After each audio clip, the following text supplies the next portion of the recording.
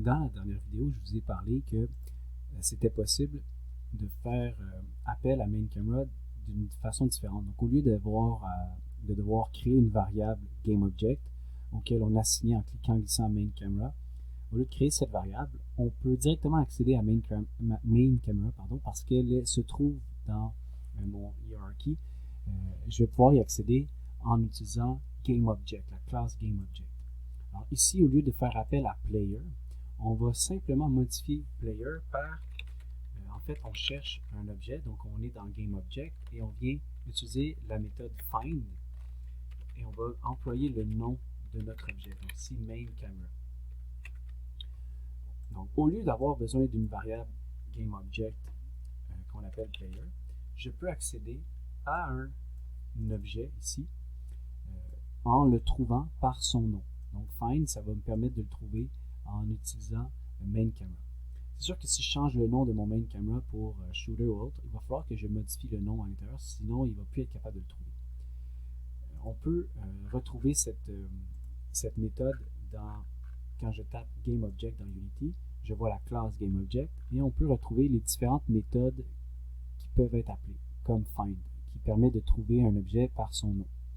Je pourrais sinon trouver find GameObject avec le tag.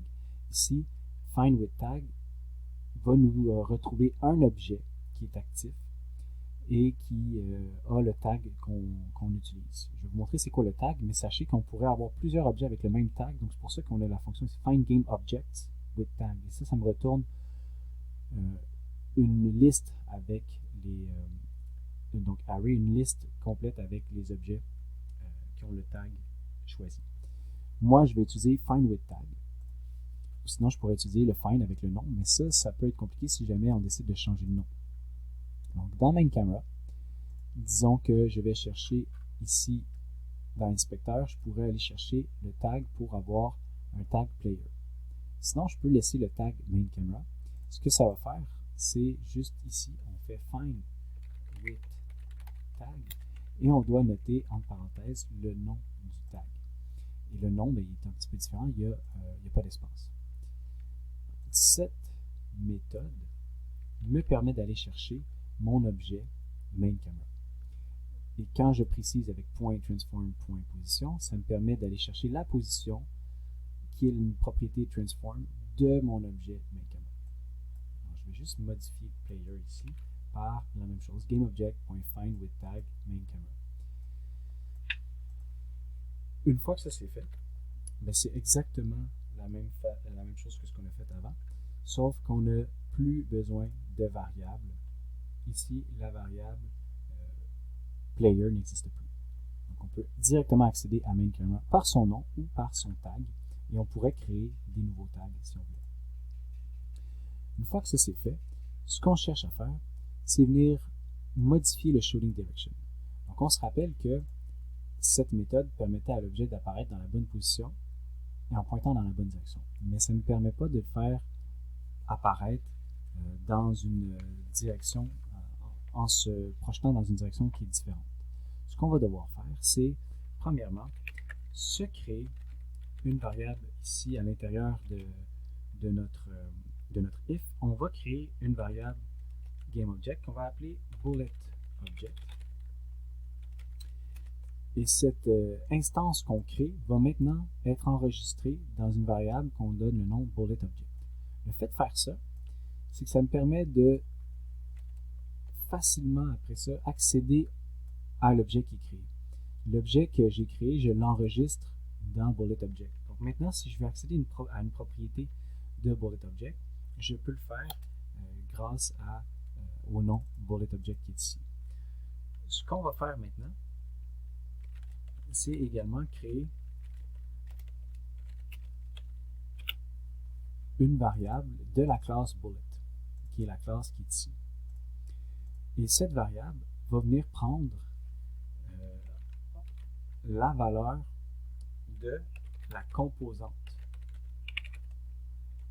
de notre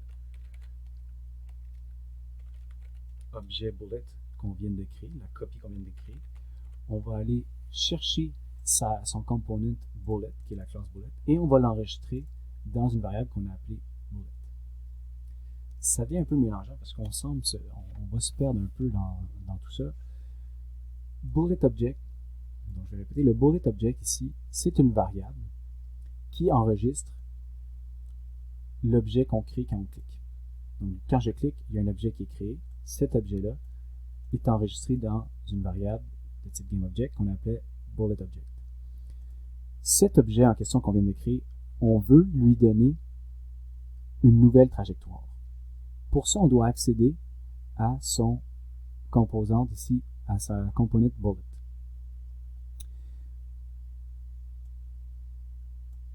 Donc, ce que j'ai fait, c'est de créer une variable de la classe bullet qui va enregistrer son component bullet.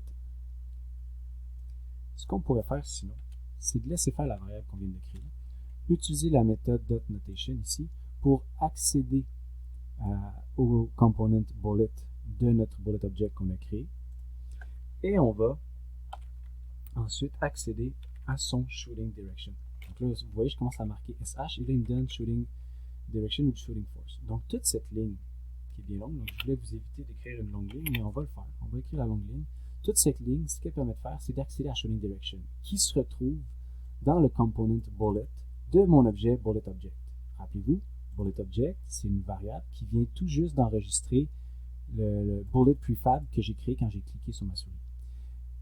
Chaque fois que je clique, il y a un seul objet qui apparaît, donc il y a un seul objet qui est enregistré dans bullet object. Après, une fois que le void update s'est exécuté, une première fois, si je reclique, il va y avoir un autre objet qui va être créé dans une variable bullet object. Et ça va juste réutiliser le nom bullet object qui va venir s'enregistrer par-dessus l'ancien bullet object. Et quand je vais faire appel maintenant à ce nom bullet object, ça ne fera plus appel au premier bullet qui avait été créé, mais au dernier bullet qui a été créé. Donc à chaque fois, ça fait appel au bullet que je viens tout juste de créer au moment où j'ai cliqué ma souris. Alors je vais dans cet objet chercher son component bullet, qui est la classe, qui est le script ici, et je vais aller accéder à son shooting direction en faisant point ici, shooting direction. Et ce qu'on va mettre comme valeur, c'est la direction dans laquelle pointe la caméra. Donc la caméra, comment je faisais pour y accéder? Je faisais GameObject.find with tag, voilà, with tag, et là j'écrivais main camera, qui est le nom du tag de mon objet caméra, et j'allais chercher la direction dans laquelle elle pointe, qui est ici transform.position. Il y a un seul petit problème. Il y a un petit problème qui va, j'ai marqué position, mais c'est rotation, donc la direction dans laquelle pointe la caméra. Et là, vous allez voir une longue ligne rouge apparaître. Il ne veut pas faire ça. Pourquoi est-ce qu'il ne me permet pas d'enregistrer la rotation ici dans shooting direction? Shooting direction, c'est un vecteur 3. Rotation ici, c'est une valeur qui est enregistrée dans un quaternion. Pour pouvoir enregistrer dans mon shooting direction la valeur de la direction dans laquelle pointe la caméra, je vais devoir convertir le quaternion en vecteur 3. Puis la conversion, elle va se faire grâce à une multiplication. Donc je vais venir multiplier mon quaternion par un vecteur 3. Ici, ça va être juste vecteur 3 dot forward.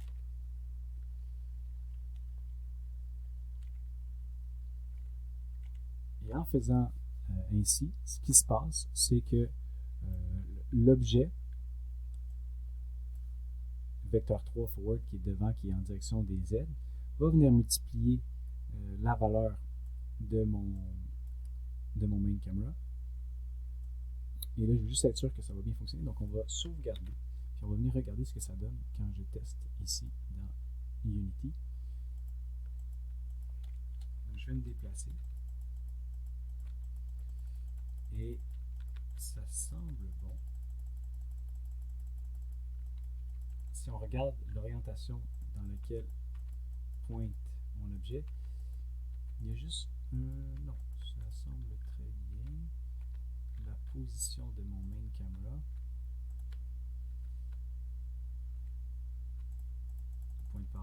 et je tire toujours dans la bonne direction. Donc, ça marche. Donc, ce qu'on vient de faire, en fait, c'est prendre le vecteur forward qui fait en sorte que ça pointe vers les z. Donc, la valeur de z vaut 1 et y et x valent 0.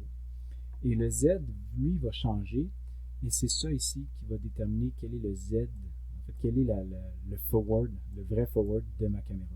Parce que je suis en train d'aller chercher la position dans laquelle pointe, la direction dans laquelle pointe mon main camera.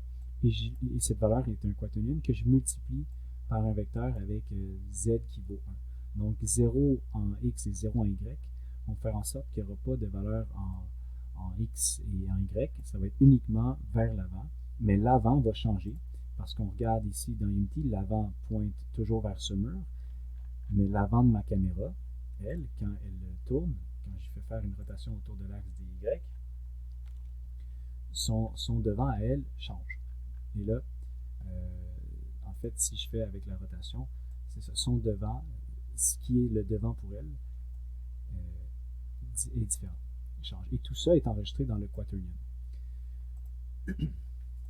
Alors, remarquez un truc, c'est si j'inverse et j'essaie de multiplier mon quaternion à mon vecteur 3, ça ne fonctionnera pas. Parce que la conversion, ça peut sembler un peu niaiseux, mais la conversion se fait seulement si je multiplie par la valeur ici. On pourrait dire que vecteur 3, c'est comme une valeur qui est un petit peu moins précise ou qui contient un peu moins d'informations. Donc, quand je multiplie par cette dernière, ben, on va finir avec la précision, si on veut, de la valeur qui multiplie. Ça, c'est l'explication que je me suis faite, mais c'est sûrement un peu plus compliqué que ça en réalité. Donc, cette fonction fonctionne bien. Cette fonction, elle permet d'accéder à Shooting Direction qui se trouve dans la classe Bullet de mon objet Bullet Object qui est en fait une copie, donc une instance de mon Bullet Prefab que j'ai défini plus haut. La dernière chose que j'aimerais vous montrer dans cette vidéo, c'est ce qui arrive si je change la valeur ici forward et je mets à la place pack. Donc pack, c'est le mot raccourci que je peux utiliser pour déterminer l'arrière, pour accéder à l'arrière, donc pointer dans le sens contraire de forward. Donc, si je sauvegarde, cette multiplication, ce qu'elle fait, c'est qu'elle va modifier dans quel sens apparaît mon objet. Donc, il s'en va toujours à l'opposé de où pointe ma caméra. Parce que tantôt, ce qu'on faisait, c'est qu'on multipliait par le vecteur forward, qui est le vecteur qui pointe vers l'avant, en Z. Mais là, on vient de multiplier cette direction qui pointe dans le fond de mon écran par un vecteur qui est moins 1 en Z. Donc, qui ramène la valeur que j'avais initialement positive, la ramène négative, donc fait faire un 180 degrés à mon projectile. Si je fais un autre test et que je modifie back par up, j'essaie de penser dans quel sens va apparaître mon objet ou dans quelle direction il va se diriger. Mais up, on se rappelle, c'est un vecteur avec Y, donc l'axe vertical, avec une valeur positive de 1. C'est-à-dire qu'en multipliant ma position qui pointe, en ce moment ma caméra pointe par là-bas, mais je la multiplie par un vecteur qui pointe vers le haut. Donc mes projectiles vont tous être lancés vers le haut. Si je modifie la valeur de up pour un autre vecteur, donc je pourrais venir définir carrément un vecteur ici, faire un nouveau vecteur, new vecteur 3, que je vais définir comme 1 en x, 2.5 en y, puis on va mettre 1 en y, on va mettre 0 en x, puis on va mettre 1.5, on va mettre 0.5 en y, 1 en z. Donc là, je vais tirer mes projectiles, 0.5 f, et là, je vais mettre mes projectiles ici, tirer vers l'avant. On va faire play. Là, regardez, je tire avec un angle de 45 degrés. Parce qu'au lieu d'avoir un tiré directement dans les airs, je tire pas seulement vers l'avant, mais je tire aussi à 0.5 en Y. Donc, je tire avec un angle de 45 degrés.